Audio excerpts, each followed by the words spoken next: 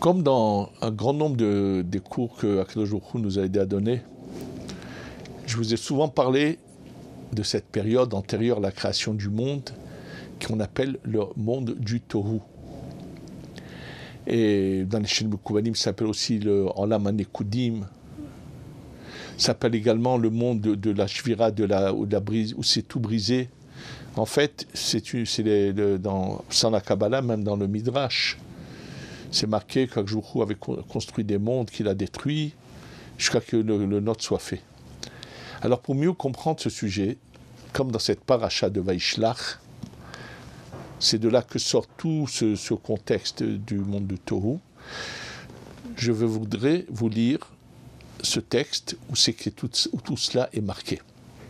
Alors bien sûr, il faut savoir qu'il y a déjà celui qui se penche sur le texte de la paracha va être étonné de voir que lorsqu'on parle de Esav et de tout ce qui est sorti de lui, on en va parler deux fois.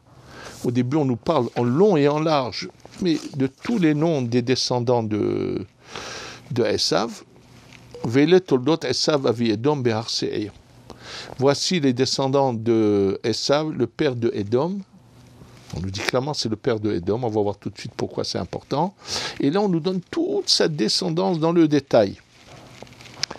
Et une fois qu'on a fini de nous donner toute sa descendance dans le détail, on va de nouveau reparler de lui après, mais entre les deux, il y a un passage qui ne veut absolument rien dire apparemment. Puisque Esav, il a vécu, c'est normal qu'on nous donne les noms de ses enfants, des petits-enfants, de sa descendance qui est Edom.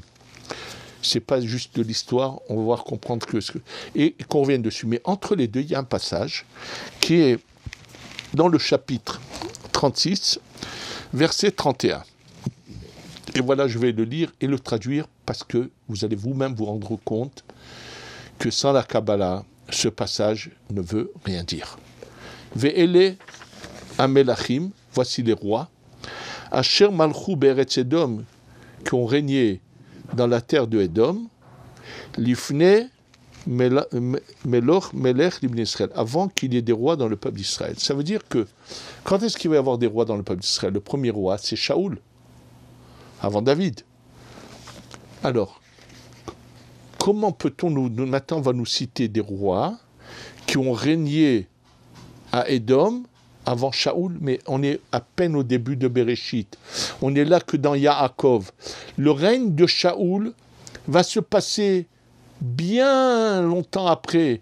Il va y avoir d'abord l'exil d'Égypte, la sortie d'Égypte, la rentrée en Eretz Israël avec Yehoshua, toute la période des Nevi'im, c'est-à-dire Yehoshua, et après ceux qui le suivent après, et les Nevi'im. Qu'à l'époque de Shmuel Hanavi arrive le royaume de Shaoul. Qu'est-ce que ça fait ici dans la Torah? Comment on peut nous dire, voici les rois qui ont régné, et on va nous en parler en tout de 8. 8 rois ont régné avant Shaoul, mais de cette période de maintenant où on est jusqu'à Shaoul, il pourrait y en avoir 30 ou 50. Donc ça n'a vraiment aucun sens. Je vous répète, voici les rois. Asher Malchou Be'eretz Edom, qui ont régné dans la terre de Edom. Donc il s'agit.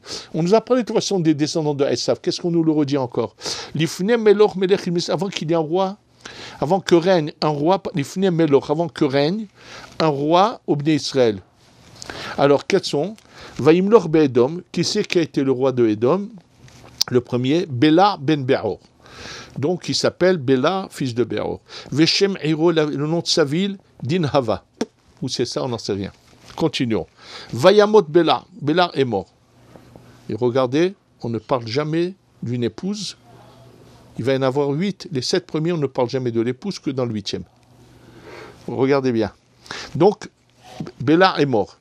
Qui c'est qui est venu après lui? Vaimlor Tartav, Yovav ben Zerah mi Batsra. Yovav, le fils de Zerah, de Batsra. Batsra, c'est en Irak. Alors, quel rapport avec Edom?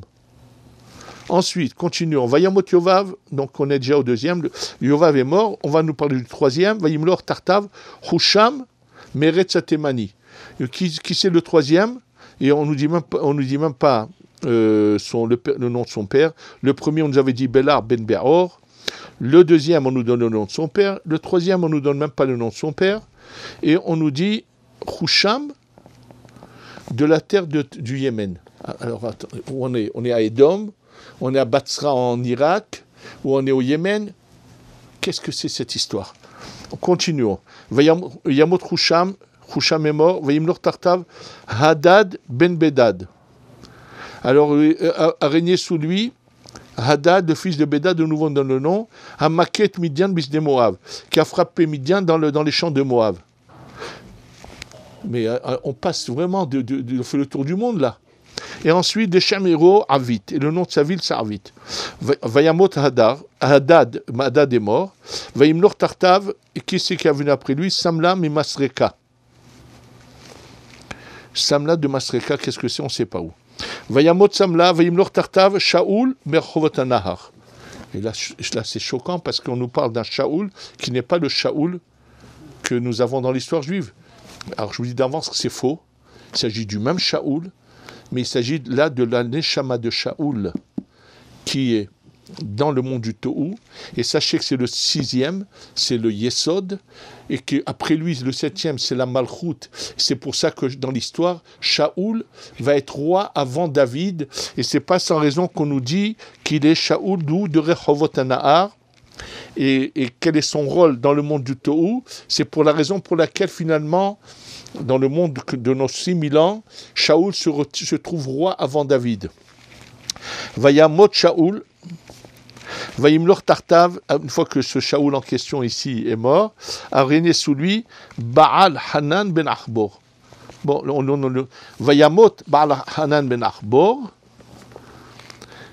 Et une fois que le 7e, donc, qui est Hanan ben Achbor, est mort, Vayimlor Tartav a régné sous lui. Quel est le 8e? Hadar. Veshem Iro Pao. Et là, tout d'un coup, Veshem Ishto, c'est la première fois qu'on nous parle du nom de la femme. Mehetavel, Bat Matred, Bat Mezav. C'est tout, c'est le 8e. Et le 8e, on nous parle de sa femme. Alors sachez qu'on nous parle dans ces passages-là de toute l'histoire de nos âmes avant que soit créé le monde. Et on va voir où chacun se trouvait. Et de nouveau, on revient sur Esav. De nouveau, on nous reparle de Esav. Alors, qu'est-ce qui se passe dans tout cela? Sachez que dans ce passage-là, les 7 premiers, alors, pour avoir une image en tête, un élève du Rashash, qu'il a entendu certainement du Rashash, dans le livre du Rashash, a écrit des dates. Ça veut dire une date par rapport au calendrier, c'est juste pour nous donner une image. Quand vous lisez Bereshit, bara Elohim et Hashamayim et Haaretz, qu'on nous parle du premier jour de la création, dans le calendrier, ça correspond à quel jour? Au 25 Elul.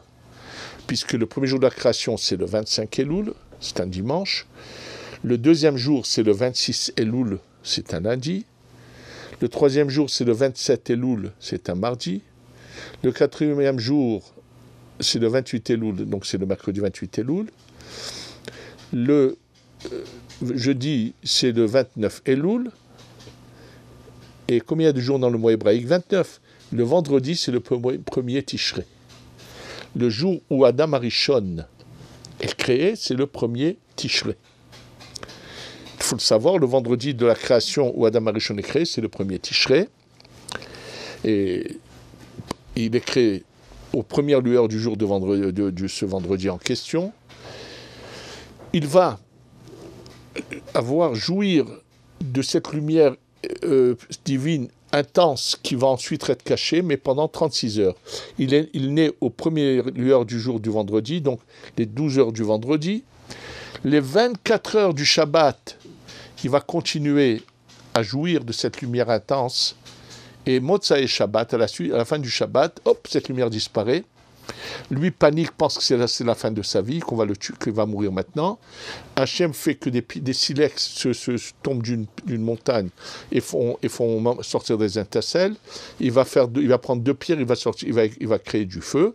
Et c'est pour ça que le samedi soir, nous récitons la bénédiction, Boré, mais Oréaèche, qui crée les lumières du feu. Ces 36 heures pendant lesquelles il a joui de cette lumière intense. Cette lumière intense a été ensuite cachée dans les 36 volumes du Talmud et dans les 36 lumières de Hanouka. Parce qu'à Hanouka, quand on ne parle pas du Shamash, quand vous comptez 1, plus 2, plus 3, plus 4, plus 5, plus 6, plus 7, plus 8, vous arriverez à 36.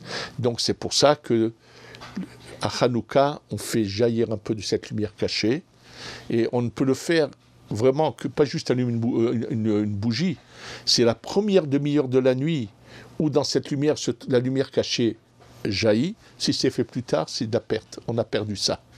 Donc, faire très attention d'allumer la première demi-heure de la nuit. Ça veut dire vraiment, dès que la shkia a commencé, on peut allumer un petit peu avant, mais que ça soit allumé et rester à côté, recevoir un peu de cette lumière. Donc, lui a eu 36 heures. D'ailleurs, c'est pour ça que pour lui, le vendredi soir c'était pas obscur. Il n'y avait pas le soleil, mais c'était pas obscur, il y avait la lumière. Et c'est pour ça que ça correspond à nos 2 jours de Rosh Hashanah, puisque le vendredi, c'est le premier Tishrei, le Shabbat, c'est le 2 Tishrei, donc ça correspond à nos 2 jours de Rosh Hashanah. Nos 2 jours de Rosh Hashanah sont appelés Yoma Arichta, un long jour. Le Khatam Sofer ainsi que le Chida, les deux, sans avoir vu l'un l'autre, disent la même chose. Étant donné que dans la création, la nuit en question n'était pas une nuit, c'est comme si c'était un seul jour. Bon, en tous les cas, revenons à tout cela. Il faut le savoir que le début de la création de Bereshit, c'est le 25 Elul. Et là, la révélation du Rashash nous dit, tu sais de quoi il s'agit quand il dit. Alors, les rois d'Israël, c'est la réparation. Et les 7 rois en question, il s'agit des 7 sphères qui étaient au départ, qui se sont brisées. Ça commence, le 17 Elul. Et là, il explique que à part les 7, il y a les 3 supérieures. Qu'est-ce qui se passe avec elles? Ensuite, tous les jours, il y a une sphère qui se brise, des 7. Et le jour où la 7e se brise, le jour même, les 3 supérieurs de la réparation viennent, réparent, et là commencent les 7 de la réparation mentionnés dans la Torah. Le problème de cette destruction, un des problèmes, c'est qu'il n'y a pas donneur et receveur, mari et femme. C'est pour ça que dans les 7 premiers, ici, ne sont pas mentionnés les épouses, parce que ce qui est sorti, le luminaire qui est sorti, c'est comme des spermatozoïdes qui ne sont pas fécondés, qui ne rentrent pas dans une matrice pour être fécondés. C'est à cette image-là que parle. Il s'agit de, en fait, Dieu fait exprès un monde qui n'est pas parfait, qui se brise, pour nous laisser la possibilité, et après il commence à réparer, et nous laisse le choix ou de continuer la réparation, ou de contraire de tout briser de nouveau, et c'est ça le libre arbitre, et c'est ça ce qui va donner lieu à Sachar et Onesh, récompense ou punition. Donc, et c'est en allusion dans la Mishnah, dans Avot. Asara Ma'amarot Ivra Olam, par 10 paroles le monde a été créé.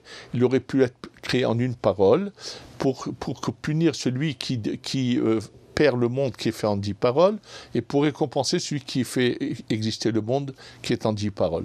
Il s'agit des 10 sphirotes, mais les 3 premières c'est en fait le Shabbat, il a 2 représentations. Le Shabbat, c'est le 7e qui est le plus bas, mais il y a la lumière des 3 supérieurs. Donc, cette paracha-là, dans cette paracha, il faut le savoir. Quand je vous ai parlé le premier, comment il s'appelle? Le premier s'appelle... voilà.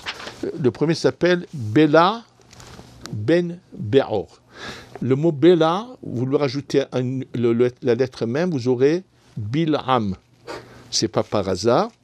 Dans ce premier roi qui représente le Da'at, à cette époque-là, donc du Olam Matou, quand je vous ai donné des dates du 7 Elul et ainsi de suite, ce n'est pas des dates réelles, c'est juste pour nous faire comprendre que c'était une période juste antérieure à la création, et non pas comme s'était trompé des Mekoubalim antérieurs au Harizal qui ont cru qu'il s'agissait de, dans ces versets-là, de la Shemitah d'avant, des 7000 ans d'avant.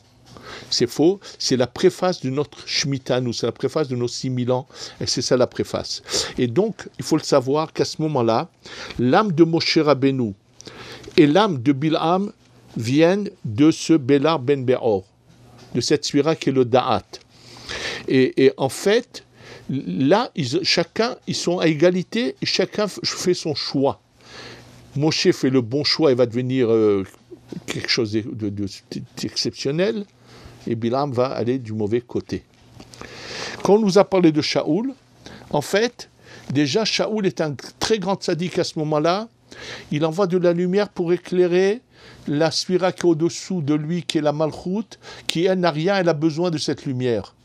Et c'est pour ça que finalement, dans l'existence réelle, Shaoul va naître un tzaddik parfait, sans la moindre bavure. Et c'est triste à dire. Son rôle était de précéder David, et s'il avait fait son rôle, mais quelle grandeur ça aurait été. Malheureusement, David, qui lui vient au contraire du plus bas, qui va avoir une naissance difficile, qui va devoir mener un grand combat, va mieux réussir que lui. Mais Shaoul, dans cette période-là, Maintenant, qui est le meilleur des hommes de cette période-là? Qui est le numéro 1 de cette période-là? Adam Arishon. C'est pour ça qu'on nous parle de Adam Arishon au Gan Eden dans la création. Sinon, vous vous poserez une question. Le but de la création, c'est qu'on mérite. Pourquoi Adam Arishon serait-il dans le Gan Eden? Il faut mériter. Ben oui, dans cette période-là qu'on appelle le Tohu, Adam Arishon est le numéro 1. Mais dans nos 6000 ans, qui c'est qui est devenu le numéro 1? Moshe Rabbeinu. Ça veut dire... Bon, en tous les cas, notre histoire, elle est là. Alors, ce que le Harizal vient nous révéler, c'est la brisure de ces rois-là. Leur règne, il ne va pas nous le révéler. Et celui qui voit ce qui est marqué dans le début de la Hydra Rabbah, Rabbi Shimon ben Yochai dit à ses élèves, jusqu'à quand on va parler du règne de cette période? On va parler maintenant de la réparation. En fait, la Kabbalah ne nous dit presque rien sur ce règne-là de cette période-là. Ça veut dire que le règne, c'est dire que des événements ont eu lieu, on ne les connaît pas. Et en fait, donc il y a eu cette brisure, et Dieu va commencer la réparation, mais nous donner à la continuer. Sachez que ce qui est marqué dans la Kabbalah et le Zohar et tout, qu'à ce moment-là, il y a eu des âmes qui sont entrées dans la catégorie de Mamzer. Parce que leur agissement les apprend dans une catégorie de Mamzer où leur réparation n'est pas encore là, elle doit attendre d'autres choses pour avoir la réparation. Celui qui touche à une femme qui lui est interdite et qui se unit avec elle et oblige une âme qui n'est pas encore complètement réparée, qui s'appelle Mamzer, à venir dans ce monde. Donc, qu'on arrête de nous dire des bêtises. Qu'est-ce qu'il a fait, le pauvre Mamzer, si son père est un tordu et sa mère aussi? Pas du tout. Il est Mamzer, pas par rapport à cela, par rapport à sa réparation. Sachez que dans cette brisure est caché quelque chose que le Zohar nous révèle. Dieu n'avait pas l'intention de détruire ce qu'il a fait. Mais là, quand on nous dit que Dieu a proposé la Torah à tous les peuples, au peuple d'Israël, c'est à ce moment-là. Le peuple d'Israël, vous pouvez lui dire, il leur a proposé la Torah au mont Sinaï et toutes les âmes étaient rassemblées. À quel moment étaient rassemblées toutes les âmes des 70 nations? Alors bien sûr, dans le Pshat, on va nous dire, non, il a proposé à leur ange là-haut. Très beau, très bien. Dans le Zohar, c'est marqué différemment. C'est là, dans cette période-là. On n'était pas encore matériel, on était en spirituel. C'est une préface à la création, aux 6000 ans. Et à ce moment-là, la Torah a été proposée. Il y en a qui l'ont reçue totalement, ils n'ont pas été brisés. Eux sont encore au Gan Eden. Eux n'ont pas ensuite été piégés. Comme quand je dis Adam Arishon numéro 1 par rapport à ceux qui ont été brisés et réparés. mais il y en a qui n'ont jamais été brisés, qui sont allés directement au Gan Eden. Ici, ils sont là-bas, on les verra dans le 7e millénaire, c'est ce que nous révèle le Harizal. Et à ce moment-là, la Torah, ceux qui l'ont refusé sont nés dans les 70 nations, donc qui se retrouvent en dehors du Gan Eden. Ceux qui l'ont accepté, mais tout en étant à côté de ceux qui l'ont refusé, en avant un certain lien avec eux, ont dû subir une sorte de brisure pour se séparer. Et c'est ce qui explique pourquoi ensuite Adam Arishon au Gan Eden, quand on lui dit va récupérer ceux du peuple d'Israël qui n'ont pas réussi, il dit non, je vais aller récupérer même les 70 nations, puisque dans le monde du tout, ils étaient tellement liés. Il va sauter trop bas, et ça va être ça son erreur, avec la bonne volonté, c'est qu'eux vont le piéger quelque part. Ça va quand même servir à quelque chose. Ça va aider quand même tous ceux qui se convertissent finalement. C'est grâce à ce saut de Adam Arishon qu'on appellerait entre guillemets la faute d'Adam Arishon, qui est impératif, mais qui va donner la chance à un grand nombre de tous ceux qui ont eu la chance de découvrir la lumière et de se convertir et de faire la Torah et de l'accepter. Donc voilà, dans cette paracha se trouve le secret de ce qu'on appelle le Olam HaTohu. Bien sûr, c'est qu'un début de ce que je vous ai dit, puisque toute la Kabbalah nous explique ça en long et en large. Mais c'était l'occasion de vous dire, vous savez que c'est mentionné dans la Torah, qu'Hachem nous éclaire et nous éclaire nos yeux, et qu'on voit tout le côté caché de la Torah. Amen ve Amen.